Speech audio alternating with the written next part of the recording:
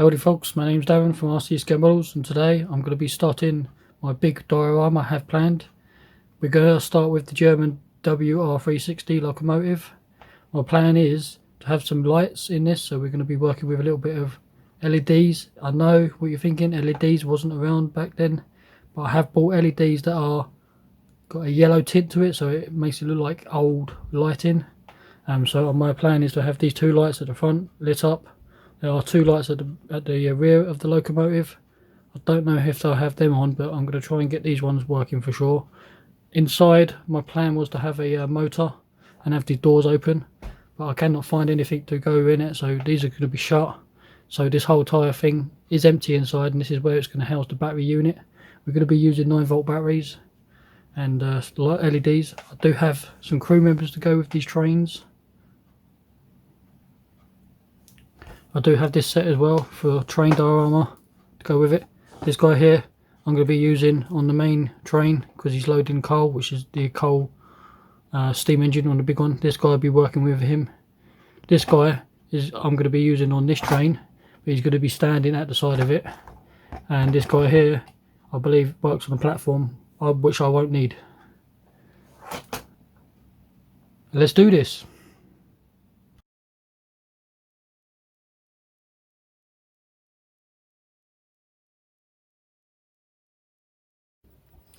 So our first step is I'm going to get the tracks ready, so it's ready for the train to be ready to work on, and it's easier to make sure the wheels are lined up. So we have this whole tyre run of track.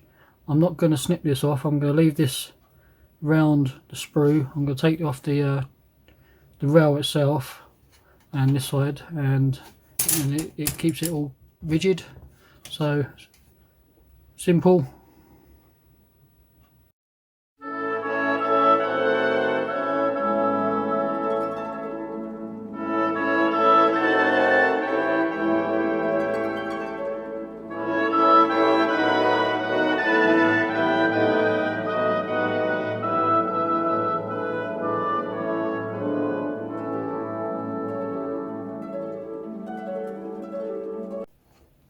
So there you folks, simple as that. That's how easy the track goes together. But we can use this just to use for working on the train now, so we can get the alignment of the wheels. But when it comes to using the track for properly, we can paint this separately, the rail and the sleepers, and then in case of just slotting them back in again. And that's how easy the track goes together.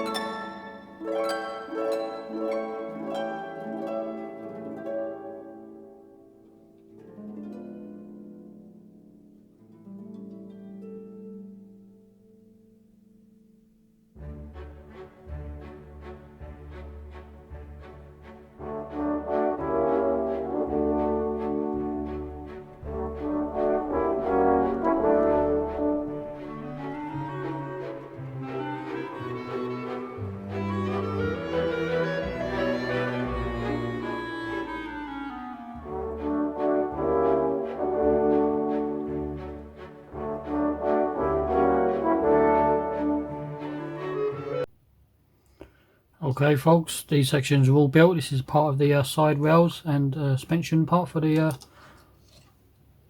train. And now we've got to attach all the arms for the wheels. We have this back plate to go in, we have this piece to go in at the front. I thought it was some kind of roller, but it actually turns out it's some kind of counterweight at the front. So I'm going to go ahead and put this together and I'll show you what it looks like. Okay folks, it was fiddly, hence why I did it off camera, but it's all together now. I haven't glued this part in or any of these because I want to leave these loose. The only part is glued in this back plate, and this is loose because it all needs to be lined up. Our next step is to call out for instructions. They're calling out for wheels and stuff to be put on, but I don't want to do that just yet because the wheels are going to be done in red, so I want to paint them separately and stick them on at the end.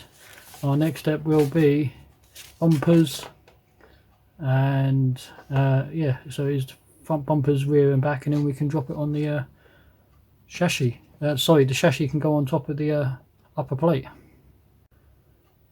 Okay folks, we have these two pieces here. I think is some kind of counterweight as well for the arm for the wheels, which allows it to go around like train. Two halves, simply just run them, bead of glue around the edge, just glue them together. Pretty damn simple. As for the wheels, again you see this half moon shape. You have these pieces here which correspond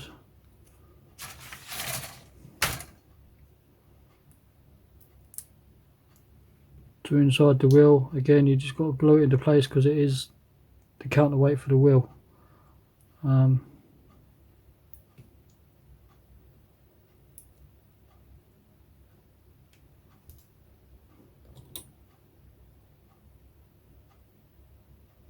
Some glue, and then it should just drop into place nicely.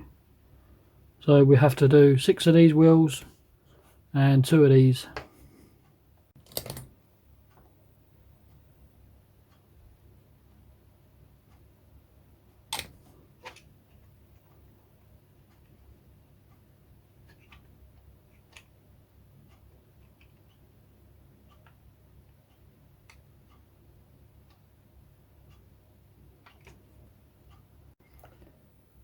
Okay folks, this is going to be the next step. These are the front and rear bumpers. You see here it's got the hoses. These are done in plastic.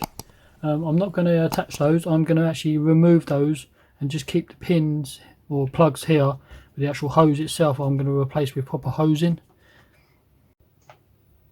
Okay folks, this is the front bumper. This is the hook that does the carriages and train together. The one at the back I'm going to do slightly different. This one is just glued into place because it's not going to be used. It's just going to be basically hanging, so just glue it in place.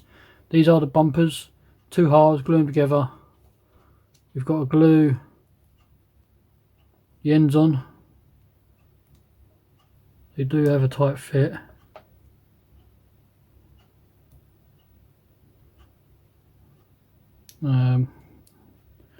There's that on there. Glue this into place.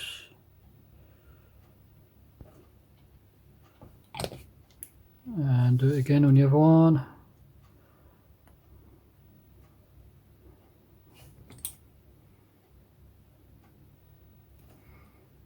Go to the place. We have these, I'm not sure if they're grab handles or whatever they are, but they get glued just in here. So we have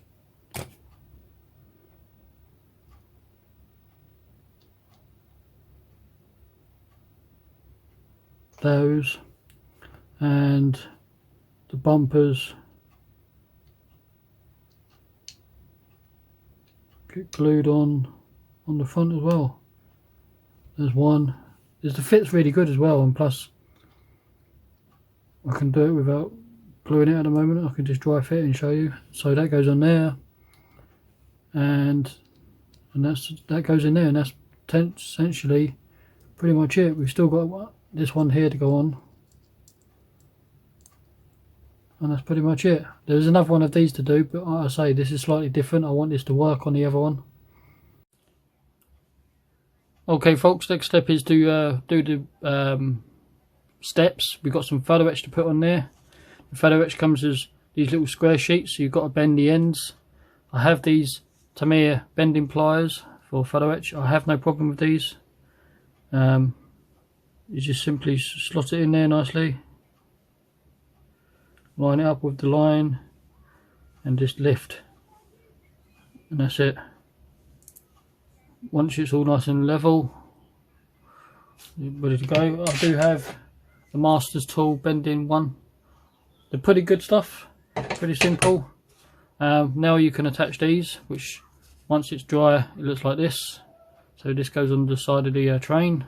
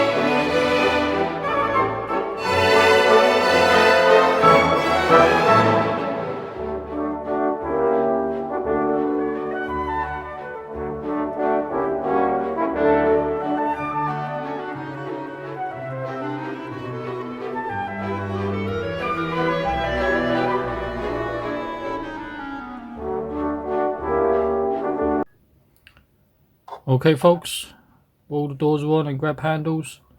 This hatch, which is here, I'm going to leave off permanently, and I'm going to leave it as a loose fit, because like I mentioned, I want to have this with some lights.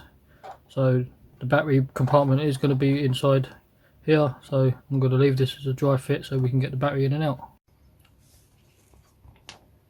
Okay folks, in the instructions they call out for obviously the hatch being put on, but nowhere it does it call out for grab handles. On reference pictures I have, there are four grab handles, but lucky enough with the kit you get 4 spares once you've attached them to the doors, providing you haven't lost them. So we're going to attach these to the 4 corners, plus on reference pictures as well there is these little L-shaped pieces which are stopping the doors from folding too far back. And how the doors work is they open up like that. So making scratch building parts, when you get photo etch, never throw away your scraps, because you can always use it for scratch building purposes. There is going to be a little bit of scratch building on this kit. Like I say, there's going to be some bits on the side here on the actual main engine deck cover or engine part. There's some wiring I'm going to have to do here.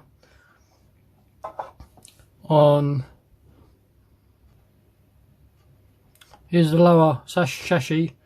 So there is some triangle gussets that go in between here for support. Again, the kit doesn't come with it, so I'm going to scratch build them in.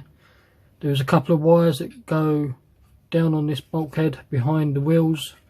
Again, it's not in the kit, so I'm going to put them in as well. I'm going to use lead wire and stuff like that for all the wiring. We have attached the hoses. Again, we replaced them with proper hoses instead of plastic, so it just makes it a little bit more detailed.